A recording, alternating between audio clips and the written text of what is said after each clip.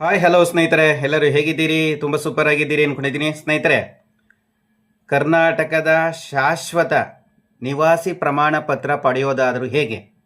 Permanent residency certificate ಅಂತ ಏನು ಇಂಗ್ಲೀಷಲ್ಲಿ ಹೇಳ್ತಾ ಇದ್ದೀವಿ, ಶಾಶ್ವತ ಪ್ರಮಾಣ ಪತ್ರ. ಈ ಒಂದು ಪತ್ರವನ್ನು, ಸರ್ಟಿಫಿಕೇಟನ್ನು ಪಡೆಯೋದಾದರೂ ಹೇಗೆ? ಆನ್ಲೈನಲ್ಲಿ ನಾವು ಅರ್ಜಿ ಸಲ್ಲಿಸ್ಬೇಕಾ? ಆಫ್ಲೈನಲ್ಲಿ ಅರ್ಜಿ ಸಲ್ಲಿಸ್ಬೇಕಾ?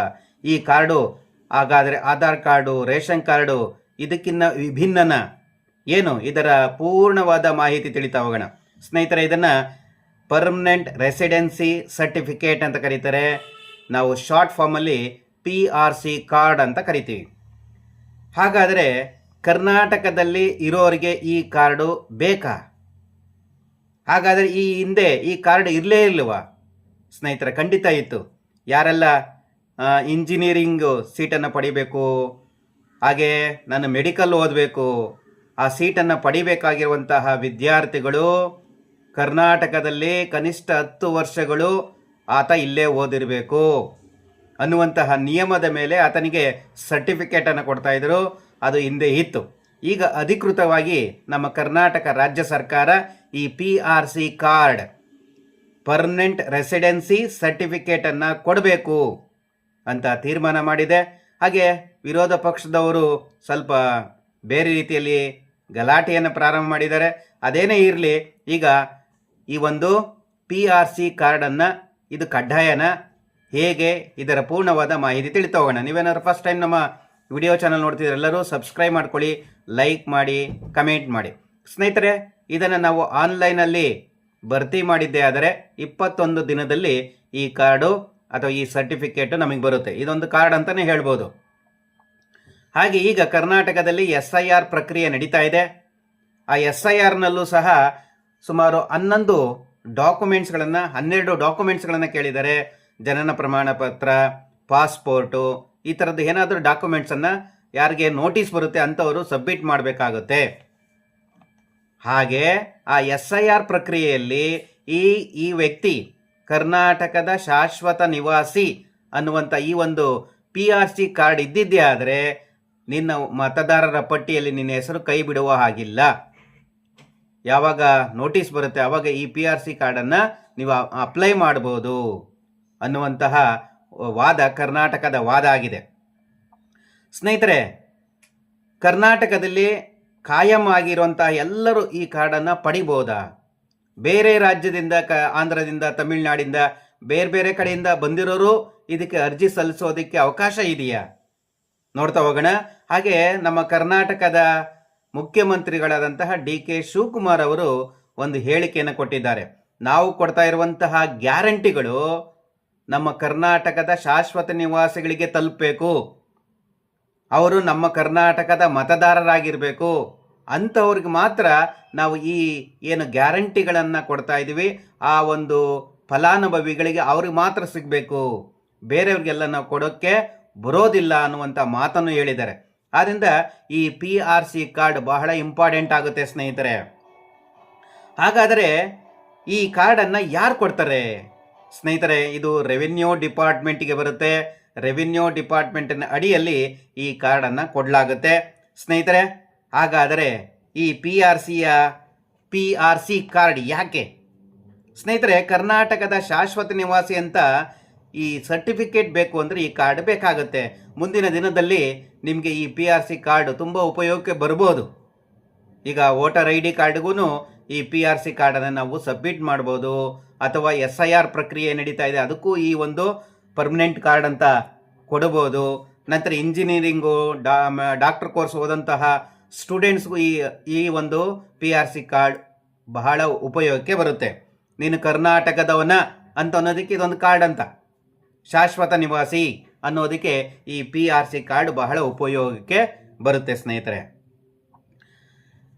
ನೋಡಿ, ಈ PRC ಕಾರ್ಡ್ ಯಾಕೆ ಅನ್ನುವಂಥ ಪ್ರಶ್ನೆಗೆ ನಾವು ವೋಟಿಂಗ್ ಹಕ್ಕನ್ನು ಉಳಿಸ್ಕೊಳ್ಳೋದಕ್ಕೆ ಈ PRC ಕಾರ್ಡ್ ಬೇಕೇ ಬೇಕಾಗುತ್ತೆ.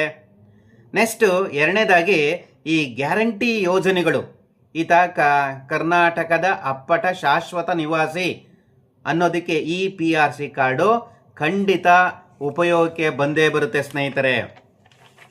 ಹಾಗಾದರೆ ಈ PRC ಕಾರ್ಡನ್ನು ಪಡ್ಕೊಬೇಕಾದ್ರೆ ನಮ್ಮ ಹತ್ರ ಏನೆಲ್ಲ ಡಾಕ್ಯುಮೆಂಟ್ಸ್ ಇರಬೇಕು ಸ್ನೇಹಿತರೆ, ಏನೆಲ್ಲ ಡಾಕ್ಯುಮೆಂಟ್ಸ್ಗಳಿರಬೇಕು ನೋಡೋಣ. ಈ ದಾಖಲೆಗಳಿದ್ರೆ ಮಾತ್ರ ನಿಮಗೆ PRC ಕಾರ್ಡ್ ಸಿಗಲಿಕ್ಕೆ ಅನುಕೂಲ ಆಗುತ್ತೆ. ಆ ಮೂಲ ದಾಖಲೆಗಳು ಯಾವುದು ನೋಡಿ? ಈ PRC ಕಾರ್ಡಿಗೆ ಮುಖ್ಯವಾಗಿ ಮತದಾರರ ID ಕಾರ್ಡ್ ಇರಬೇಕು. ಮತದಾರರ ID ಕಾರ್ಡ್ ಒಂದನೆಯದು. ಎರಡನೇದಾಗಿ ನಿಮ್ಮ ಹತ್ರ ರೇಷನ್ ಕಾರ್ಡ್ ಇರಬೇಕು. ಮೂರನೇದಾಗಿ ನಿಮ್ಮ ಹತ್ರ ಅಡ್ರೆಸ್ ಪ್ರೂಫ್ ಇರಬೇಕು. ಕರ್ನಾಟಕದವನು ನಾನು ಅನ್ನೋದಕ್ಕೆ ಒಂದು ಅಡ್ರೆಸ್ ಪ್ರೂಫ್ ಇರಬೇಕಾಗುತ್ತೆ. ಹಾಗೆ ಆಧಾರ್ ಕಾರ್ಡ್, ಎಲ್ಲರ ಹತ್ರನೂ ಆಧಾರ್ ಕಾರ್ಡ್ ಇರುತ್ತೆ. ಆಧಾರ್ ಕಾರ್ಡು, ನಂತರ ರೆಂಟಲ್ ಅಗ್ರಿಮೆಂಟ್. ಯಾರಾದರೂ ಬೆಂಗಳೂರು, ಮೈಸೂರು ಈ ಥರ ನಗರಗಳಲ್ಲಿ ಇದ್ದರೆ ಅವ್ರ ಹತ್ರ ಬಾಡಿಗೆ ಕರಾರು ಪತ್ರ ಇರುತ್ತೆ, ರೆಂಟಲ್ ಅಗ್ರಿಮೆಂಟ್. ಆ ಪೇಪರ್ ಬೇಕಾಗುತ್ತೆ. ಹಾಗೆ ಮುಖ್ಯವಾಗಿ ನಿಮಗೆಲ್ಲ ಗೊತ್ತಾಯಿದೆ ಪಾಸ್ಪೋರ್ಟ್. ಇಷ್ಟು ದಾಖಲೆಗಳು ನಿಮ್ಮ ಹತ್ರ ಇತ್ತು ಅಂದರೆ ನೀವು PRCಗೆ ತಗೊಳ್ಳಿಕ್ಕೆ ಅರ್ಜಿಯನ್ನು ಹಾಕ್ಬೋದು. ಇಷ್ಟು ಏನು ದಾಖಲೆಗಳಿದ್ದಾವೆ, ಈ ಎಲ್ಲ ದಾಖಲೆಗಳು ಖಂಡಿತ ಇರುತ್ತೆ ಸ್ನೇಹಿತರೆ. ಹಾಗಾದರೆ ಬನ್ನಿ, ಈ ಅರ್ಜಿ ಸಲ್ಲಿಸೋದಕ್ಕೆ ಕೆಲವೊಂದು ನಿಯಮಗಳಿವೆ. ಏನೇನು ನಿಯಮಗಳಿದ್ದಾವೆ? ಒಂದನೆಯದು, ಕರ್ನಾಟಕದಲ್ಲಿಯೇ ಜನನಾಗಿರಬೇಕು. ನೋಡಿ, ಇದರಲ್ಲಿ ಯಾವುದಾದ್ರೂ ಒಂದನ್ನು ನೀವು ಅಪೀಲ್ ಮಾಡ್ಬೋದು. ಅಂದರೆ 8 ನಿಯಮಗಳಲ್ಲಿ ಅರ್ಜಿ ಸಲ್ಲಿಸೋದಕ್ಕೆ ಫಸ್ಟ್ನೇದು ಕರ್ನಾಟಕದಲ್ಲಿ ಹುಟ್ಟಿರಬೇಕು, ಇಲ್ಲೇ ಬರ್ತಾಗಿರಬೇಕು, ಇಲ್ಲೇ ಹುಟ್ಟಿರಬೇಕು. ನಂತರ ಕೆಲವರು ತಮಿಳುನಾಡಿಂದ ಬಂದಿರ್ತಾರೆ, ಅವರು ಕರ್ನಾಟಕದಲ್ಲಿ ಹುಟ್ಟಿರಲ್ಲ. ಅವ್ರೇನು ಮಾಡಬೇಕು? 10 ವರ್ಷಗಳ ನಿರಂತರ ವಾಸ ಇರಬೇಕು ಕರ್ನಾಟಕದಲ್ಲಿ. ನೋಡಿ, ಇದು ಎರಡನೇದು. ಯಾರು ಕರ್ನಾಟಕದಲ್ಲಿ ಹುಟ್ಟಿಲ್ಲ, ಬೇರೆ ಕಡೆ ತಮಿಳುನಾಡು, ಆಂಧ್ರನೋ, ಗುಜರಾತೋ, ಮಹಾರಾಷ್ಟ್ರನೋ, ಡೆಲ್ಲಿಲೋ ಇಂದ ಬಂದು ಕರ್ನಾಟಕದಲ್ಲಿ ಇರ್ತಾರೆ, ಅವರು ಕನಿಷ್ಠ ನಮ್ಮ ಕರ್ನಾಟಕದಲ್ಲಿ 10 ವರ್ಷಗಳ ನಿರಂತರವಾಗಿ ಇಲ್ಲೇ ವಾಸ ಇರಬೇಕಾಗತ್ತೆ. ಅಂಥವ್ರಿಗೆ ಈ ಅರ್ಜಿಯನ್ನು ಹಾಕಲಿಕ್ಕೆ ಅವಕಾಶ ಇದೆ. ನಂತರ ಯಾರು ವಿದ್ಯಾರ್ಥಿಗಳು, ಈಗ ಡೆಲ್ಲಿಯಲ್ಲಿ ಇರ್ತಾರೆ ಅವ್ರ ತಂದೆ, ವಿದ್ಯಾರ್ಥಿಗಳು ಇಲ್ಲಿ ಬಂದಿರ್ತಾರೆ, ಇಲ್ಲಿ ಕನಿಷ್ಠ 10 ವರ್ಷಗಳ ಕಾಲ ಇಲ್ಲೇ ಓದ್ತಾ ಇರ್ತಾನೆ ಆ ವಿದ್ಯಾರ್ಥಿ, ಅಂಥವ್ರಿಗೆ ಅರ್ಜಿ ಸಲ್ಲಿಸ್ಬೋದು. 10 ವರ್ಷಗಳ ಕಾಲ ನಿರಂತರವಾಗಿ ಒಂದು ಸ್ಕೂಲ್ ಆಗ್ಬೋದು, ಕಾಲೇಜ್ ಆಗ್ಬೋದು, ಇಲ್ಲೇ ಓದ್ತಾ ಇದ್ದರೆ ಆ ವಿದ್ಯಾರ್ಥಿಗೂ ಕರ್ನಾಟಕದ ಶಾಶ್ವತ ನಿವಾಸಿಗೆ ಅರ್ಜಿ ಹಾಕ್ಲಿಕ್ಕೆ ಅವಕಾಶ ಇದೆ. ನಂತರ ಈಗ ಕರ್ನಾಟಕದಲ್ಲಿ ಇರುವಂತಹ ಪೇರೆಂಟ್ಸು, ಅವರು 10 ವರ್ಷ 20 ವರ್ಷದಿಂದ ಇಲ್ಲೇ ಇದ್ದಾರೆ, ಆದರೆ ಅವ್ರ ಮಕ್ಕಳು ಮಾತ್ರ ಬೇರೆ ಬೇರೆ ಕಡೆ ಹೋಗಿ ವಿದ್ಯಾಭ್ಯಾಸ ಮಾಡ್ತಾರೆ. ತಮಿಳುನಾಡಲ್ಲೋ, ಆಂಧ್ರದಲ್ಲೋ, ಡೆಲ್ಲಿಲೋ, ಗುಜರಾತಲ್ಲೋ ಎಲ್ಲೋ ಓದ್ತಾ ಇರ್ತಾರೆ. ಆದರೆ ಪೋಷಕರು ಇಲ್ಲೇ ಇರೋದ್ರಿಂದ, ಇಲ್ಲೇ 10 ವರ್ಷಗಳಿಂದ ಅಧಿಕವಾಗಿ ವಾಸ ಮಾಡ್ತಾ ಇರೋದ್ರಿಂದ ಅವ್ರ ಮಕ್ಕಳಿಗೂ ಸಹ ಸುಲಭವಾಗಿ ಕರ್ನಾಟಕದ ಶಾಶ್ವತ ನಿವಾಸಿ ಅನ್ನುವಂತಹ ಈ PRC ಕಾರ್ಡನ್ನು ಅರ್ಜಿಯನ್ನು ಹಾಕ್ಬೋದು. ಹಾಗೆ ಇನ್ನೊಂದು 5ನೇ ಪಾಯಿಂಟು, ನಿಮ್ಮ ಹೆಸರಿನಲ್ಲಿ ಕರ್ನಾಟಕದಲ್ಲಿ ಒಂದು ಸೈಟು ಅಥವಾ ಒಂದು ರೆವಿನ್ಯೂ ಸೈಟ್ ಇರ್ಬೋದು, ಅಥವಾ BDA ಸೈಟ್ ಇರ್ಬೋದು, ಆಸ್ತಿ ಇರ್ಬೋದು, ಈ ಥರದ್ದು ಏನಾದರೂ ಜಮೀನು ಇರ್ಬೋದು. ಈ ಥರ ನಿಮ್ಮ ಹೆಸರಿನಲ್ಲಿ ಕರ್ನಾಟಕದಲ್ಲಿ ಏನಾದರೂ ಆಸ್ತಿ ಇದ್ದರೆ ಅಂಥವ್ರಿಗೂ ಸಹ ಈ PRC ಕಾರ್ಡನ್ನು ಪಡೀಲಿಕ್ಕೆ ಅರ್ಜಿಯನ್ನು ಹಾಕ್ಬೋದು.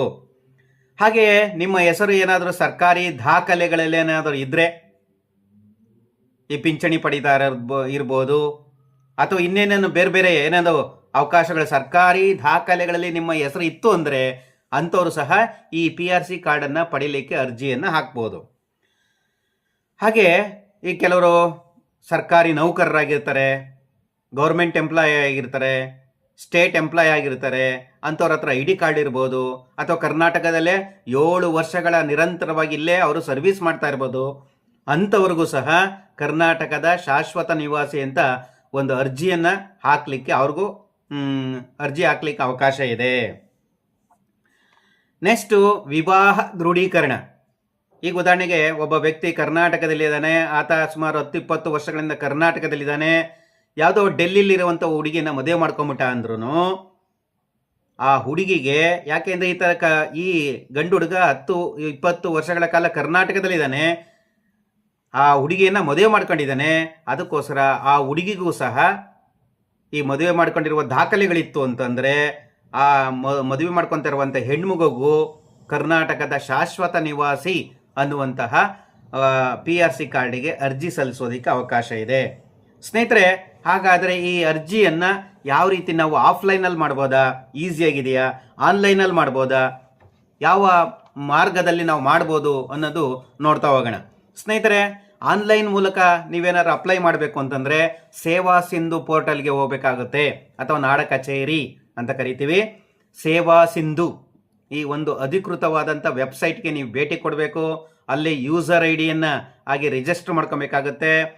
ರೆಸಿಡೆನ್ಸಿ ಸರ್ಟಿಫಿಕೇಟ್ ಅನ್ನುವಂತಹ ಸೇವೆಯನ್ನು ಸೆಲೆಕ್ಟ್ ಮಾಡಿ, ಹಾಗೆ ಅಲ್ಲಿ ಬರುವಂಥ ಎಲ್ಲ ಡೀಟೇಲನ್ನು ಫಿಲ್ ಮಾಡಿ, ಕೆಲವು ದಾಖಲೆಗಳನ್ನು ಸ್ಕ್ಯಾನ್ ಮಾಡಿ ನೀವು ಅಪ್ಲೋಡ್ ಮಾಡಬೇಕಾಗುತ್ತೆ. ಹೀಗೆ ಅದಕ್ಕೆ ಸಂಬಂಧಪಟ್ಟ ಒಂದು 25 ರೂಪಾಯಿಂದ ಒಂದು 50 ರೂಪಾಯಿವರೆಗೂ ಫೀಸು ಆನ್ಲೈನ್ ಪೇಮೆಂಟ್ ಮಾಡಬೇಕಾಗುತ್ತೆ. ಆನ್ಲೈನ್ ಪೇಮೆಂಟ್ ಆದಮೇಲೆ ನಿಮಗೆ ಒಂದು ನಂಬರ್ ಬರುತ್ತೆ. ಆ ನಂಬರನ್ನು ಬರೆದಿಟ್ಕೊಂಡ್ರೆ 21 ಡೇಸಲ್ಲಿ ನಿಮಗೆ ಆನ್ಲೈನ್ ಮೂಲಕನೇ ಆ ಒಂದು ಸರ್ಟಿಫಿಕೇಟನ್ನು ಪಡ್ಕೊಬೋದು, ಆ ಕಾರ್ಡನ್ನು ಪಡಿಬೋದು. ಸರ್, ನನಗೆ ಆನ್ಲೈನ್ ಗೊತ್ತಾಗಲ್ಲ ಅಂತಂದರೆ ಆಫ್ಲೈನ್ ಮೂಲಕನೂ ಅವಕಾಶ ಇದೆ. ಬೆಂಗಳೂರು 1 ಎಲ್ಲ ಕಡೆನೂ ಇದೆ. ಬೆಂಗಳೂರು 1ಅಲ್ಲಿ ಈ ಸೇವೆಯನ್ನು ಆರಂಭ ಆಗಿದೆ. ನೀವು ಅಲ್ಲೋಗಿ ಫಿಸಿಕಲ್ ಫಾರ್ಮನ್ನು ತೆಗೆದುಕೊಂಡು ಆ ಫಾರ್ಮಲ್ಲಿರುವಂಥ ಎಲ್ಲ ಮಾಹಿತಿಗಳನ್ನು ಭರ್ತಿ ಮಾಡಿ, ಅದಕ್ಕೆ ಪೂರಕವಾದ ದಾಖಲೆಗಳು ಏನೇ ಹೇಳಿದೆ ನಾನು, ಆ ಎಲ್ಲ ದಾಖಲೆಗಳನ್ನು ಒಂದು ಜೆರಾಕ್ಸ್ ಕಾಪಿಯನ್ನು ಹಾಕಿ ಅದನ್ನು ಆ ಬೆಂಗಳೂರು 1 ಅಧಿಕಾರಿಗಳಿಗೆ ಕೊಟ್ಟಿದ್ದೆ ಆದರೆ ಅವರು ಅದನ್ನು ಆನ್ಲೈನ್ ಮಾಡ್ತಾರೆ. ಆ ಆನ್ಲೈನ್ ಮಾಡಾದ್ಮೇಲೆ ಆ ಒಂದು ಫಾರ್ಮು ಕಂದಾಯ ಅಧಿಕಾರಿಗಳ ಪರಿಶೀಲನೆಗೆ ಹೋಗುತ್ತೆ. ಗರಿಷ್ಠ 21 ದಿನಗಳ ಆದ ನಂತರ ನಿಮಗೆ ಈ ಒಂದು ಸರ್ಟಿಫಿಕೇಟ್ ಅಥವಾ ಈ PRC ಕಾರ್ಡ್ ನಿಮಗೆ ಬರುತ್ತೆ. ಸ್ನೇಹಿತರೆ, ಇದು ಕರ್ನಾಟಕದ ಶಾಶ್ವತ ನಿವಾಸಿ ಅನ್ನುವಂತಹ ಒಂದು ಸರ್ಟಿಫಿಕೇಟನ್ನು ಪಡೆಯಲಿಕ್ಕಿರುವಂತಹ ಕೆಲವೊಂದು ಪ್ರಮುಖವಾದ ವಿಷಯಗಳ ಬಗ್ಗೆ ಚರ್ಚೆ ಮಾಡಿದ್ದೇವೆ. ಇದರಲ್ಲಿ ಯಾವುದಾದ್ರೂ ಒಂದು ಪಾಯಿಂಟ್ ಮಿಸ್ ಆಗಿದ್ರು ದಯವಿಟ್ಟು ಕಮೆಂಟ್ ಮಾಡಿ. ಹಾಗೆ ಇದು ಬೇಕಾಗಿತ್ತಾ ಅನ್ನುವಂಥ ಹಲವಾರು ಪ್ರಶ್ನೆ ಇದೆ. ನಿಮ್ಮ ಉತ್ತರ ಏನಿರ್ಬೋದು? ಹಾಗೆ ಕೆಲವು ವಿರೋಧ ಪಕ್ಷದವರು ಸಹ ಇದನ್ನು ಈ PRC ಕಾರ್ಡನ್ನು ತಂದಿರೋದು ಸರಿಗಿಲ್ಲ ಅನ್ನುವಂಥ ವಾದ ನಡೀತಾ ಇದೆ. ಇದರ ಬಗ್ಗೆ ನಿಮ್ಮ ಅನಿಸಿಕೆ, ಅಭಿಪ್ರಾಯಗಳೇನು? ಈ ಕರ್ನಾಟಕದ ಶಾಶ್ವತ ನಿವಾಸಿ ಅನ್ನುವಂತಹ ಅಧಿಕೃತವಾದ ಒಂದು ಕಾರ್ಡನ್ನು ಕೊಡ್ತಾ ಇದ್ದಾರೆ. ಇದು ಎಲ್ಲದಕ್ಕೂ ಮುಂದಿನ ಏನು ಕೆಲವೊಂದು ಯೋಜನೆಗಳಿಗೆ, ನಾನು ಒಂದು ಡಾಕ್ಯುಮೆಂಟ್ಸ್ಗೆ ಇದು ತುಂಬಾ ಅನುಕೂಲ ಆಗುತ್ತೆ ಅಂತ ಹೇಳ್ತಾ ಈ ಎಲ್ಲ ವಿಷಯಗಳು ನಿಮಗೂ ಏನು ಅನಿಸ್ತಾ ಇದೆ ದಯವಿಟ್ಟು ಕಮೆಂಟ್ ಮಾಡಿ. ವಿಡಿಯೋ ನೋಡ್ತಾ ಇರೋರು ಎಲ್ಲರೂ ನಮ್ಮ ಹೊಸ ಚಾನಲ್ ಆಗಿರೋ ಕಾರಣ ಎಲ್ಲರೂ ಸಬ್ಸ್ಕ್ರೈಬ್ ಮಾಡ್ಕೊಳ್ಳಿ. ಈ ರೀತಿ ಸಬ್ಸ್ಕ್ರೈಬ್ ಮಾಡ್ಕೊಂಡ್ರೆ ಈ ರೀತಿ ಮುಂದಿನ ಅನೇಕ ವಿಡಿಯೋಗಳನ್ನು ನಿಮಗೋಸ್ಕರ ತರ್ತಾ ಇರ್ತೇವೆ ಅಂತ ಹೇಳ್ತಾ ಎಲ್ಲರಿಗೂ ಧನ್ಯವಾದ. ದಯವಿಟ್ಟು ಎಲ್ಲರೂ ಸಬ್ಸ್ಕ್ರೈಬ್ ಮಾಡ್ಕೊಳ್ಳಿ, ಲೈಕ್ ಮಾಡಿ. ಧನ್ಯವಾದಗಳು. Thank you. ಮುಂದಿನ ಎಪಿಸೋಡಲ್ಲಿ ಮತ್ತೆ ಭೇಟಿಯಾಗೋಣ. Thank you so much.